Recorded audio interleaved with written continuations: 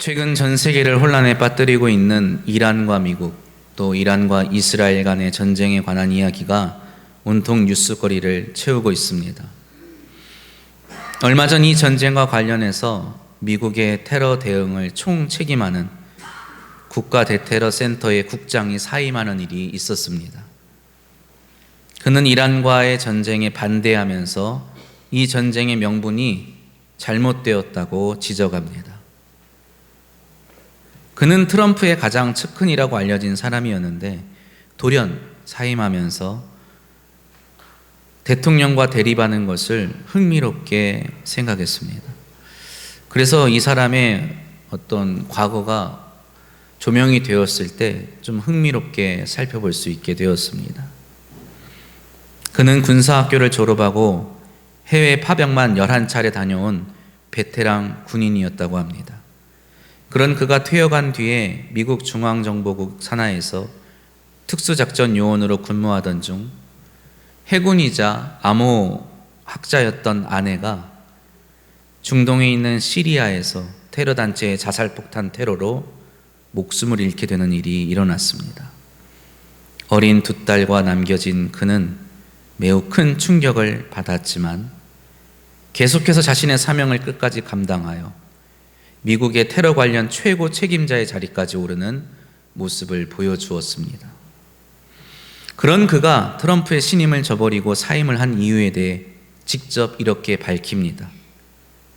이스라엘이 일으킨 전쟁에서 아내를 잃은 전사자 유족으로서 나는 미국 국민에게 아무런 이득도 주지 않고 미국인의 생명을 희생할 가치도 없는 전쟁에 다음 세대를, 자녀 세대를 내몰아 죽게 하는 것을 지지할 수 없습니다.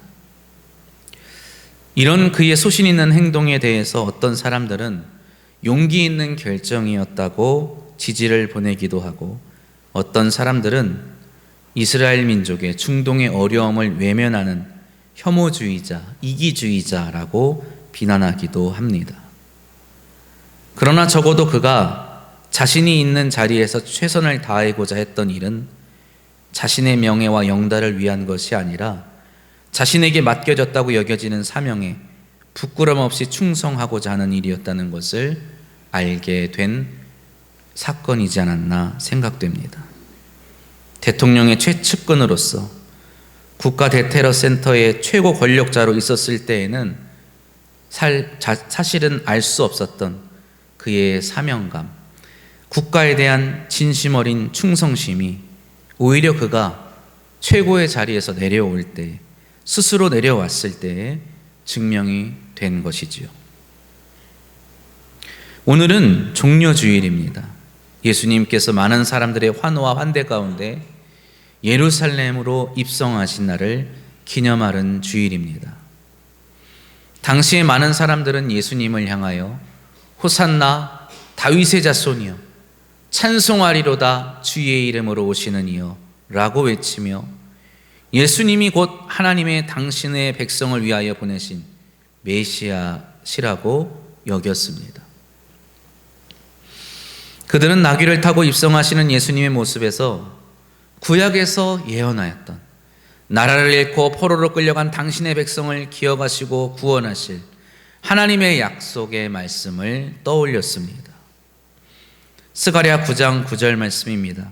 시온에 따라 크게 기뻐할지어다 예루살렘에 따라 즐거이 부를지어다 보라 네 왕이 내게 임하시나니 그는 공의로우시며 구원을 베푸시며 겸손하여서 나귀를 타시나니 나귀의 작은 것 곧 나귀 새끼니라. 아멘. 마태와 요한 역시 예수님의 타신 나귀를 보며 이 스가랴의 예언을 떠올렸습니다.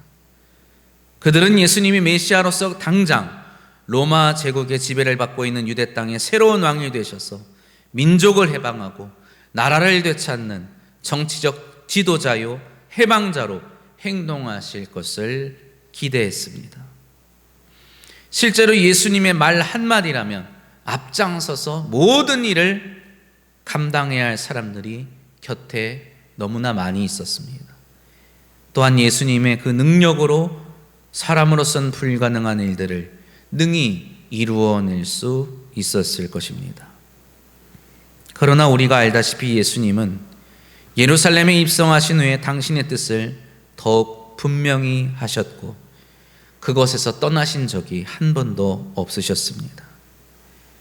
때때로 예수님의 행보에 많은 사람들이 오해를 하였고 심지어 제자들도 예수님의 모습을 보면서 정치적인 야망과 민족의 해방을 꿈꾸었습니다. 그러나 예수님은 정치적으로 희생양이 되었습니다.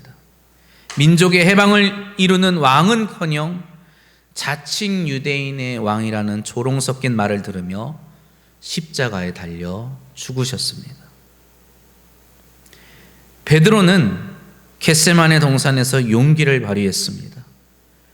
자신이 가지고 있던 칼을 들어 최후의 반항을 해보며 예수님을 어떻게든 살아남게 하려고, 예수님을 어떻게든 왕의 자리에 올리려 하였지요. 그러나 예수님은 그것을 만류하시며 순순히 잡혀가셨습니다. 스스로 호랑이 굴에 들어가시는 예수님을 보며 베드로는 혹시 주님께서 능력의 말씀과 기적을 통하여 그곳에서 무언가 어떤 일을 하실 것이 아닌가 기대하며 따라갔습니다. 그러나 예루살렘에 오기까지 예수님을 메시아로 여겨지게 하였던 그분의 능력의 말씀, 권위 있는 말씀, 폐부를 찌르는 논쟁은 사라지고 수많은 누명과 억측이 난무하는 가운데 그 사람들 앞에서 마치 꿀먹은 벙어리 마냥 가만히 계시는 주님의 모습을 볼 수밖에 없었습니다. 베드로는 당황하였죠. 사람들이 어찌할 줄 모르던 귀신 들린 사람들을 말씀으로 제압하시고 내어 쫓으시고 기적을 통하여 로마의 군인들까지 경외하며 예수님을 신앙하게 만들던 그 예수님의 권능의 모습은 온데간데 없어지고 그저 침뱉음을 당하시고 채찍으로 맞으시고 손바닥으로 맞으시는 무능하고 나약한 예수님의 모습만이 있었을 뿐입니다. 그러나 예수님은 그 고난과 죽음의 현장에서 단 한 번도 내가 실수했다, 내가 잘못했다, 내가 착각했다 말씀하지 않으셨습니다. 모두가 당황하고 실망하여 도망친 그 십자가의 참혹한 현장에서 예수님은 목숨이 끊어지시면서 말씀하십니다. 다 이루었다. 수많은 사람들이 호산나를 외치며 주님을 환대하였을 때에도, 또 그들이 저를 십자가에 못 박으소서라고 외치며 주님을 저주하였을 때에도 주님은 당신이 해야 할 일을, 이루어야 할 일을 결코 잊지 않으신 것입니다. 오늘 저와 여러분이 봉독한 말씀은 말씀이 선포된 뒤에 장차 600여 년이 지난 뒤에 일어날 일에 대해 선지자가 예언한 글입니다. 여호와의 종이라고 불리우는 이 사람은 자신이 받은 사명에 대해, 그것을 이루기까지 어떠한 것을 감당해야 하는지에 대해, 그리고 이 일을 명하신 하나님께서 어떻게 자신을 도우시는지에 대해 노래하고 있습니다. 본문에 나타나는 여호와의 종은 지금 대단한 확신을 가지고 있습니다. 우리가 상상하는 것 이상으로 확신에 가득 차 있지요. 그 어떤 시련과 핍박도 그의 확신을 무너뜨리지 못할 것 같습니다. 그는 더 나아가서 자신을 따르고자 하는 사람들, 자신의 목소리를 청종하는 사람들을 향하여 자신을 따를 것을, 자신을 본받을 것을, 그래서 자신을 닮을 것을 강력하게 권고합니다. 오늘 본문을 통하여 고난 앞에 확신을 갖고 행동하신 주님을 묵상하시길 바랍니다. 그리고 말씀하신 대로 우리도 주를 따르게 되기를, 주를 닮기를 바랍니다. 우리가 어떻게 주님과 같이 확신을 갖고 하나님의 나라를 위하여 살아갈 수 있을까요? 첫째로, 주님을 통하여 진리를 깨달아야 합니다. 오늘 본문 말씀 4절 말씀입니다. 주 여호와께서 학자들의 혀를 내게 주사 나로 곤고한 자를 말로 어떻게 도와줄 줄을 알게 하시고 아침마다 깨우치시되 나의 귀를 깨우치사 학자들 같이 알아듣게 하시도다. 아멘. 하나님께서 그에게 학자들의 혀를 주셨습니다. 하나님은 이 혀를 주신 것만이 아니라 그것을 통해서 해야 할 일을 맡기신 것입니다. 그것은 바로 하나님의 말씀을 세상에 선포하는 것이지요. 학자들의 혀라는 표현을 우리가 읽을 때 오해할 여지가 좀 있습니다.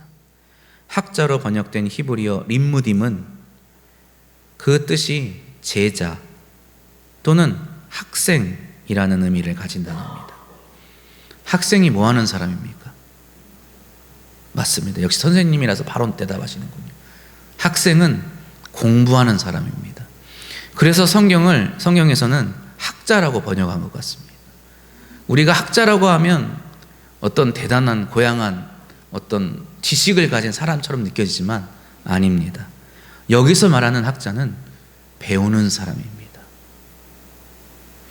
제자나 학생들 역시 학자와 마찬가지로 배우는 사람들이죠. 스스로 지식을 얻기보다는 스승으로부터 가르침을 받고 배우는 특징이 있습니다.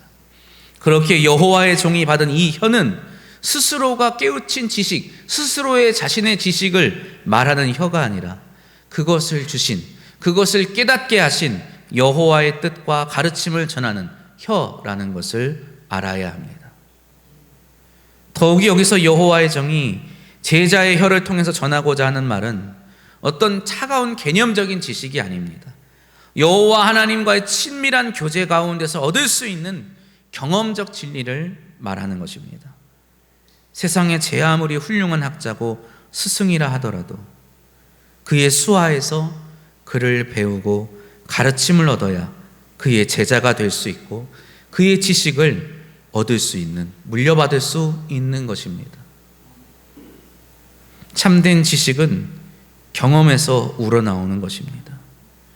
우리가 예수 그리스도께서 하신 말씀들을 통하여 하나님에 대한 진리를 배우고 깨달아갈 수 있는 이유는 예수께서 영원 전부터 아버지와 함께 하신 성자 하나님이시기 때문입니다. 이 세상 어느 누구보다 하나님의 뜻을 분명히 알고 깨달으시는 분은 오직 예수 그리스도이심을 기억하시기를 바랍니다. 예수님은 본질상 하나이신 성부 하나님과의 친밀한 관계 가운데서 얻어진 그 진리를 우리에게 전하시는 사명을 갖고 이 땅에 오신 것입니다. 그분이 말씀하시는 하나님의 사랑은 상상 속에서 얻어진 공허한 사랑이 아닙니다. 소설 속의 사랑이 아닙니다. 영원전부터 영원까지 변함이 없으신 하나님의 사랑을 친히 목도하고 경험하신 성자 하나님의 사랑인 것입니다. 바울이 갈라디아 교회 성도들에게 자신이 어떻게 예수 그리스도의 제자가 아니면서도 예수 그리스도에 관한 복음을 전할 수 있는가에 대해 이렇게 고백합니다. 바울은 비록 예수님의 공생의 기간 동안 제자로서 함께하지 않았지요. 제자들에게 따로 교육을 받은 것도 아니었습니다. 심지어 스스로가 고백한 것처럼 그는 예수님을 믿는 사람들을 핍박하는데 그 누구보다 열심이었던 사람이었습니다. 예수에 관한 이야기라면 치를 떨던 사람이었죠. 그럼에도 불구하고 그는 자신이 전하는 복음이 자신의 상상이나 자신의 깨달음으로써 인해 얻어진 것이 아니라고 말합니다. 갈라디아서 1장 15절 이하의 말씀입니다.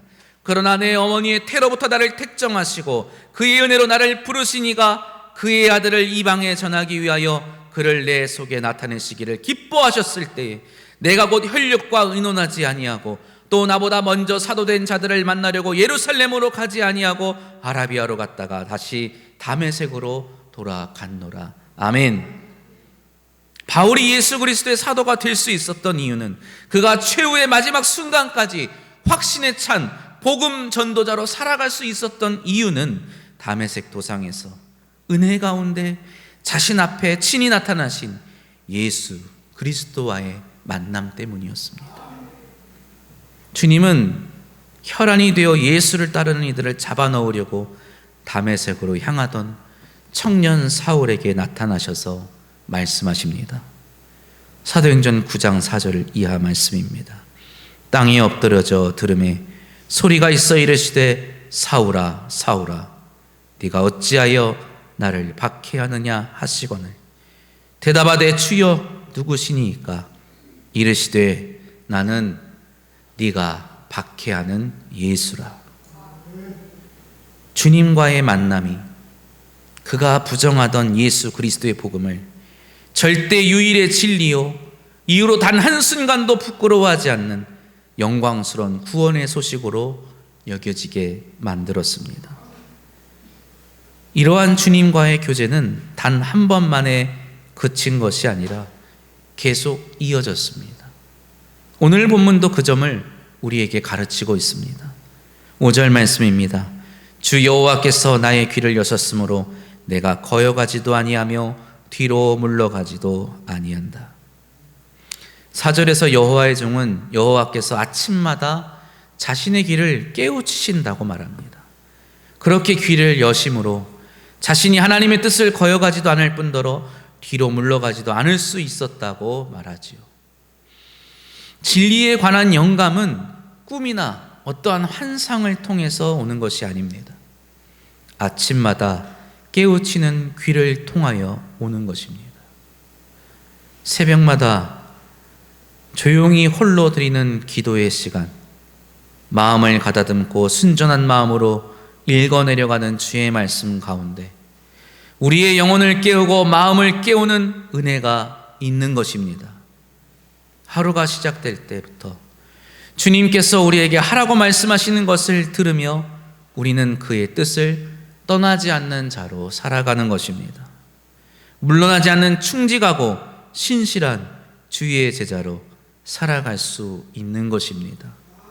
매일매일 귀를 깨우치시는 주님의 은혜를 경험하시기를 축복합니다. 우리의 삶 가운데 하나님께서 역사하심을 경험할 때가 있습니다. 그렇게 우리는 삶의 경험을 통해서 하나님의 사랑을, 하나님의 미쁘심을, 그분의 선하심과 인자하심을 경험하지요. 그래서 우리는 다른 사람들에게 하나님이 당신을 사랑하십니다라고 당당하게 말할 수 있는 것입니다. 그러나 한편 우리는 우리의 경험만을 통해서 하나님을 알아가는 것이 아닙니다. 날마다 읽고 묵상하는 주의 말씀을 통하여, 성경 말씀을 통하여 우리는 하나님을 더욱더 알아가는 것입니다. 내가 경험하는 것 이상으로 하나님의 사랑이 풍성하고 놀랍다는 것을 배워나가는 것입니다. 내가 이해하는 것 이상으로 하나님의 선하심과 인자하심이 풍성하다는 것을 깨닫게, 배우게 되는 것입니다. 삶의 자리에서, 경건한 기도와 말씀에 묵상하는 자리에서 하나님을 더욱 알아가시기를 주님의 이름으로 축복합니다. 그것이 우리의 혀가 되어 세상을 깨우는, 세상을 구원하는 복음의 능력이 될 줄로 믿습니다. 두 번째로 우리를 신원하시는 하나님을 믿음으로 우리는 하나님의 뜻을 이룰 수 있습니다. 오늘 본문 6절 이하에는 여호와의 종이 겪는 고난이 구체적으로 묘사되고 있습니다. 종을 때리는 사람, 수염을 뽑는 사람, 뺨을 때리는 사람, 모욕하고 침을 뱉는 사람들이 있습니다. 복음서는 이러한 고통이 바로 예수 그리스도께서 받는 순환이었다고 우리에게 증언하고 있습니다. 그들이 이토록 여호와의 종에게 몹쓸 행동을 하는 이유는 여호와의 종으로 하여금 부끄럽게 하기 위함입니다. 그가 하나님의 말씀을 전하는 것 때문에 당하는 이 수치와 모욕으로 인하여 자신이 전하는 말씀을, 복음을 부끄러워하게 하는 것이지요. 그러나 여호와의 종은 결코 부끄러워하지 않습니다. 7절 말씀 우리 함께 봉독합니다. 주 여호와께서 나를 도우심으로 내가 부끄러워하지 아니하고 내 얼굴을 부싯돌같이 굳게 하였으므로 내가 수치를 당하지 아니할 줄 아노라. 아멘. 종은 자신이 모욕을 당하여도 부끄러워하지 않고 수치를 당해도 얼굴 하나 변하지 않는 이유에 대해서 주 여호와께서 나를 도우셨기 때문이라고 말합니다. 9절에서도 다시 한번 강조하지요. 보라, 주 여호와께서 나를 도우시리니 나를 정죄할 자 누구냐? 보라, 그들은 다 옷과 같이 헤어지며 좀이 그들을 먹으리라. 아멘. 자신을 욕보이고 수치를 주는 사람들은 언젠가는 다 사라질 것이 분명하다고 그는 생각하고 있습니다. 그러나 주 여호와께서는 언제나 나와 함께 하시며 도우실 것이라는 그 확신으로 여호와의 종은 그 고난의, 그 수치의, 그 모욕의 현장에서 누구보다 당당하고 용기 있게 서 있는 것입니다. 주님께서 십자가에 잡히시던 날 밤 대제사장과 서기관들은 예수님을 앞에 세우고 그분께 신성모독의 죄를 씌우며 사형에 해당한다 겁박하였습니다. 이후 로마의 총독 빌라도 앞에 서신 예수님은 그 어떤 법적 잘못도 찾을 수 없는 무죄하심에도 불구하고 사형을 언도받아 모진 고문을 받고 십자가를 지게 되십니다. 유대인에게 억울한 누명을 썼을 때에도, 이방인 총독에게 억울한 형벌을 받았을 때에도 어느 누구 하나 예수님의 무죄함을 주장하지도 증명하지도 않았습니다. 어느 누구도 예수님이 죄가 없다고 말하지 않았습니다. 그러나 예수 그리스도께서 그렇게 십자가 위에서 죄인으로 죽으신 그 순간, 그 모습을 전부 지켜본 백부장은 이렇게 고백하지 않을 수 없었습니다. 이 사람은 진실로 하나님의 아들이었도다. 하나님께서 예수님을 3일 만에 살리시어 그의 무죄함을, 그의 아들 되심을, 그의 그리스도이심을 확증하셨습니다. 그리고 이것이 바로 저와 여러분이 믿는, 저와 여러분이 전하는 복음의 정수인 것입니다. 로마서 1장 2절 이하의 말씀에서 바울은 이렇게 말합니다. 이 복음은 하나님이 선지자들을 통하여 그의 아들에 관하여 성경에 미리 약속하신 것이라. 그의 아들에 관하여 말하면 육신으로는 다윗의 혈통에서 나셨고 성결의 영으로는 죽은 자들 가운데서 부활하사 능력으로 하나님의 아들로 선포되셨으니 곧 우리 주 예수 그리스도시니라. 아멘. 사랑하는 성도 여러분, 우리는 누구입니까? 우리는 그리스도인입니다. 그리스도인이라는 말은 그리스도의 제자라는 말입니다. 그리스도의 제자는 하나님께 배우는 하나님의 제자입니다. 아침마다 하나님의 목소리에 귀를 기울이고 주님의 길을 배워 하루하루 살아갈 능력을 얻는 사람들입니다. 하나님의 종은 삶의 목적과 방향을 주님의 말씀 가운데서 찾는 사람입니다. 날마다 말씀으로 깨우침을 받아 살아가시기를 바랍니다. 삶 속에서 말씀을 성취하는 신실한 하나님을 경험하시기를 축복합니다. 때로는 우리가 전하는 말씀 때문에, 또 말씀대로 살아가는 삶의 모습 때문에 고난과 핍박이 있을 수 있습니다. 수치와 모욕을 당할 수도 있습니다. 그러나 담대하십시오. 절대로 부끄러워하지 마십시오. 얼굴을 부싯돌처럼 굳게 하여 떳떳하게 살아가시기를 바랍니다. 세상은 우리를 끝까지 어리석다고, 제정신이 아니라고 말할지도 모릅니다. 그러나 그들이 우리의 의로움을 증명해 주는 것이 아닙니다. 우리의 거룩함을 그들이 결정해 주는 것이 아닙니다. 우리를 의롭다 하시는 분은 하나님이심을 기억하시기 바랍니다. 우리를 거룩한 자녀로 부르신 이가 하나님이심을 기억하시기를 바랍니다.